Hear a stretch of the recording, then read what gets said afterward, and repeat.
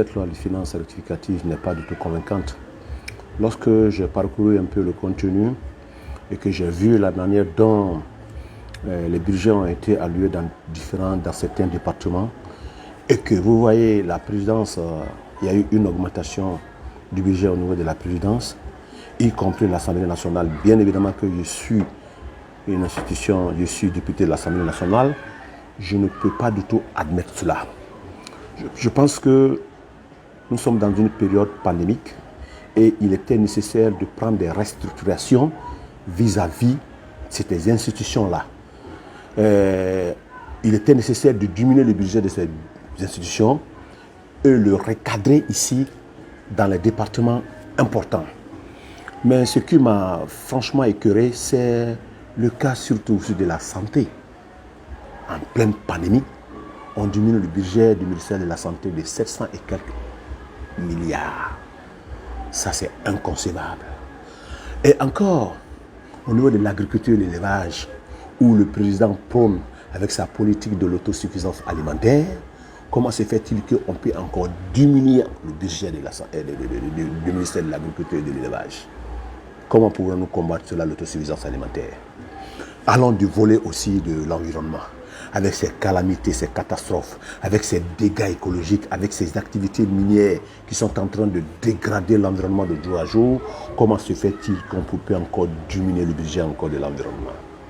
Et tant d'autres. Et parmi ces 39 départements, y compris les secrétariats généraux, il n'y a que 16 départements qui ont reçu une diminution. Et bien évidemment que c'est la loi de finances rectificative, mais je pense que, puisqu'on parle de loi de finances rectificative, et qu'ici il est vrai que certains départements n'ont pas pu utiliser leur budget, je pense qu'il était nécessaire de prendre ce budget et l'allouer dans les départements dont la population pourrait bel et bien subir les conséquences positives. Comme je parle par exemple de quoi?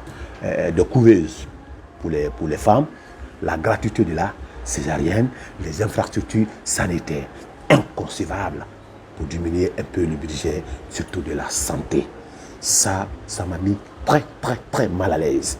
Et encore, j'ai abordé le côté encore des 5%. C'est vrai qu'il est tout à fait normal. C'est tout à fait normal que de prélever un peu les 5% dans le salaire des fonctionnaires, c'est tout à fait normal parce que c'est une couverture sanitaire. À la longue, il y aura une prise en charge. Mais est-ce que c'est le moment? C'est quelque chose qui a existé depuis la Révolution, qui n'a pas été appliqué. Donc, s'il fallait le faire, il fallait attendre d'abord cette période-là, attendre de le faire. Parce que ce qu'ils sont en train de faire, c'est une bonne initiative. C'est pour le travail social. C'est pour le travail. C'est en quelque sorte ici une tontine. C'est une cotisation. C'est normal. Mais le moment là, je ne peux pas comprendre cela, qu'on ampute ça le salaire de ces pauvres fonctionnaires qui ont du mal à joindre les deux bouts. Et on se permet ici d'augmenter de façon faramineuse le budget de la présidence, le budget de l'Assemblée nationale, de la Cour suprême, etc., etc. Mais ces gens-là se foutent de nous. Je ne peux pas rester. Évidemment, bien sûr qu'ils sont majoritaires. Et je le dis, l'histoire est têtue. Je ne voudrais pas qu'un jour on me dise que, étant député, que tu as accepté de voter. Je le dis, bien sûr que ça a passé, mais avec cela, je ne cherche pas à faire du buzz. Mais je suis en train de défendre l'intérêt du peuple. Voilà pourquoi j'ai voté non. Et l'histoire retiendra que Laurent Ablestano, du parti MPDG de Siaka Barry, un parti révolutionnaire, a voté contre cette loi de finances rectificative 2021.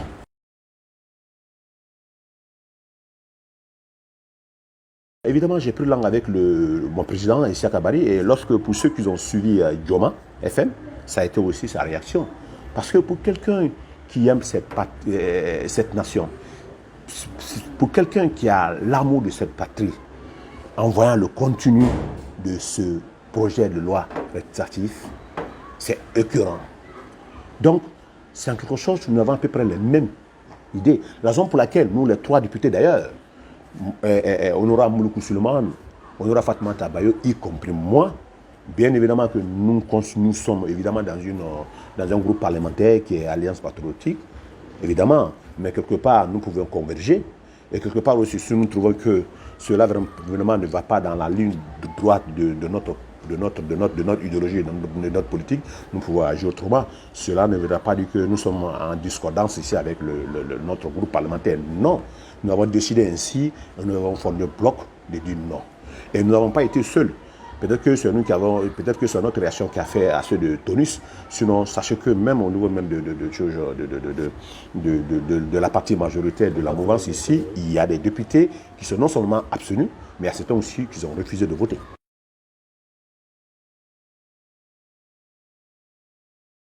Mais nous qui sommes de l'opposition, il faut qu'on montre un peu à l'opinion internationale aussi que la manière dont ils pensent un peu de cette assemblée, en disant cette pensée monocolore, qu'ils se défait de cette idée.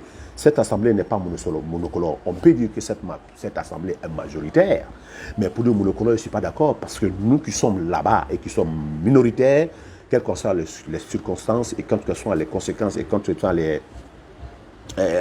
lieux, nous allons toujours dire notre mot. Parce que, comme je l'ai dit, l'histoire rattrape toujours.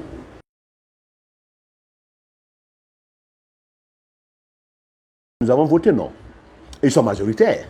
Voilà un peu, c'est ce qu'ils ont voulu, la majorité écrasante. Mais cela ne peut pas aussi nous rester indifférents. On ne peut pas nous museler. Bien sûr que ça passera, mais il faut qu'on sache, il faut que le peuple arrive à savoir que, au moins, il y a les députés du peuple qui s'opposent à cette loi rectificative. Donc nous ne pouvons pas rester comme ça, nous ne sommes pas des civistes. Nous avons notre idéologie, nous avons notre politique. Et bien évidemment, demain nous sommes aussi appelés aussi à gouverner ce pays. Donc c'est le moment de prouver à ce peuple-là que nous ne sommes pas des gens qu'on peut corrompre, nous ne sommes pas des gens qu'on peut berner. Et voilà, et c'est un début. Et j'espère qu'à un moment opportun, il saura qu'est-ce que c'est que notre parti, le MPDG, de Sia Kabaré.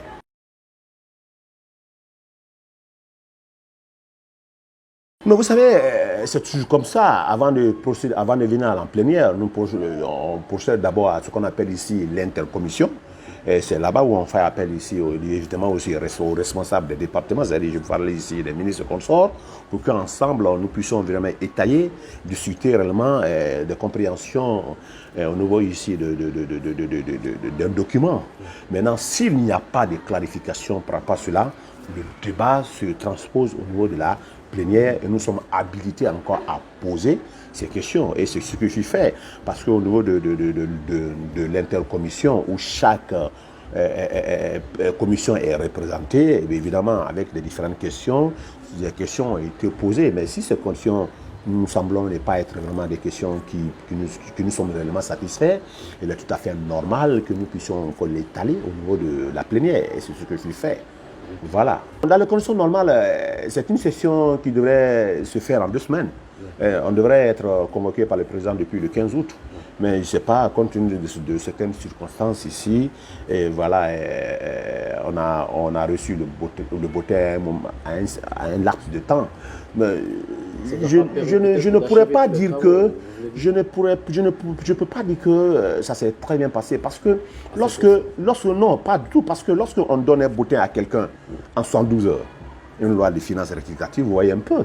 Vous savez que ce n'est pas tout le monde ici qui a ce plaisir, le goût de vouloir lire le fond et la forme. Vous voyez, donc au moment donné, ce moment où on a donné ce bottin, ce n'est pas tout le monde qui l'a pu lire. Donc, mais nous qui avons eu la chance de lire la forme et le fond, et il a fallu tout à fait normal que nous puissions réagir. Donc, je n'ai pas du tout apprécié aussi cela. Surtout une loi rectificative, une loi de finances rectificative, je pense qu'il était normal de donner à ces députés, pourquoi pas une semaine avant, pour que les gens puissent réellement discuter normalement et pour que nous puissions réellement ensemble apporter ce qui est nécessaire et évidemment aussi apporter des recommandations et faire ressortir un peu le couac qui sont au fond qui sont dans la forme et le fond. Mais c'est ce qui n'a pas été fait. Donc malheureusement, moi je ne pourrais pas dire que ça s'est très bien passé, parce que nous avons reçu le bottin à un moment où vraiment, à un laps de temps, donc on ne pouvait pas totalement voir tout. Et parce qu'il y a les incompréhensions, il y a les incohérences que même j'ai même oublié de me dire, parce que lorsque vous regardez le ministère du budget ou les dépenses du personnel là-bas, c'est zéro. Incroyable, hein? Le ministère de l'agriculture, la dépense, la ligne des dépenses personnelles, là-bas c'est zéro. Et sachez que ces deux ministères, à l'époque, ils étaient jumelés, le ministère de la Culture et le truc. Maintenant, dans le constat, moi, j'ai remarqué que tout le budget du personnel a été alloué au ministère de la, du patrimoine, de la culture et du département historique, et le ministère du sport, le dépense du personnel, zéro. Comment pouvons-nous expliquer cela? Voilà tout ceci qui m'a irrité, et franchement, en âme et conscience, je ne pouvais pas du tout voter. Okay.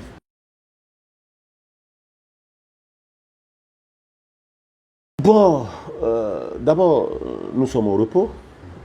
Vous savez, avec cette 9e législature, nous avons 9 mois de session, comme vous le savez. Donc, nous sommes là. Moi, précisément, je peux dire que c'est ce mois-là que je pourrais me reposer parce que c'est ce mois-là, parce que le mois passé, j'étais déjà à l'intérieur pour la restitution. Je suis allé à Kizu, qui est ma région. Je suis allé pour expliquer un peu quelles sont les différentes lois et quelles sont les différentes résolutions que nous avons votées. Je suis allé expliquer au bas peuple, je suis allé expliquer à toutes les personnes qui sont concernées, et puis je suis revenu. Et je crois que ça a été aussi le cas pour certains députés. À partir du mois d'octobre, nous allons commencer la rentrée parlementaire qui commence constitutionnellement, qui doit commencer au mois d'octobre. Donc, nous ne sommes pas du tout au repos, parce qu'on vient d'être convoqués, c'est hier que nous avons fini.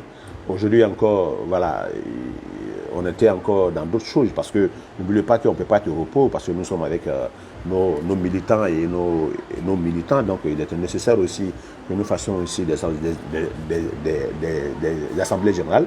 Bien évidemment qu'il y a la pandémie, mais nous allons respecter ici les gestes barrières et la distanciation pour que nous soyons auprès de nos militants et nos bas peuples pour toujours continuer à être à côté d'eux. Donc pour le moment, nous ne sommes pas du tout en repos. Moi, personnellement, et mon parti, je ne crois pas que nous soyons en repos, parce que nous sommes tout le temps sur le terrain pour pouvoir toujours continuer à sensibiliser nos militants et nos militants à la base.